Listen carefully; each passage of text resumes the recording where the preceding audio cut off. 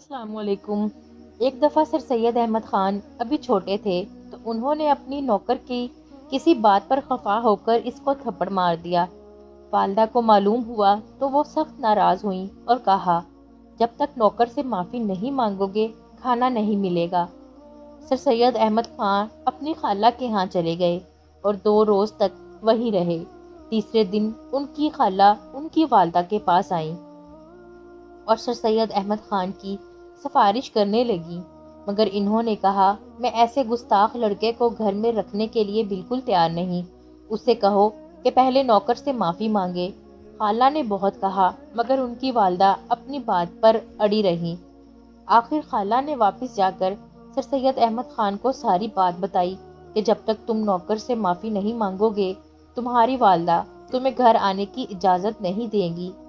Sir Syed Ahmad Khan ने जब ये देखा कि घर जाने की कोई और सूरत नहीं तो इन्होंने नौकर से माफ़ी मांग ली। तब वालदा ने इन्हें घर आने दिया। वो अपनी वालदा की इस बात को जिंदगी भर नहीं भूले। बड़े होकर इन्होंने बहुत इज्जत और शोहरत हासिल की, मगर वो मुलाजमों और अपने से कम दर्जे के लोगों के साथ हमेशा खुश इखलाकी और नरमी से पेश आते और कभी किसी को शिकायत का मौका ना देते। जिस तरह कमरे में मौजूद छोटे छोटे सुराख सूरज के होने की गवाही देते हैं, इस तरह इंसान की छोटी छोटी बातें उसकी तरबियत और इखलाक की पहचान करवा देती हैं और तभी बेटे सर सैयद अहमद ख़ान बनते हैं। दोस्तों, उम्मीद है आज की कहानी आपको पसंद आई होगी। वीडियो पसंद आई हो तो लाइक करें, चैनल सब्सक्राइब करें और अपने दोस्तों के साथ शेयर करें। अल्लाह हाफिज़।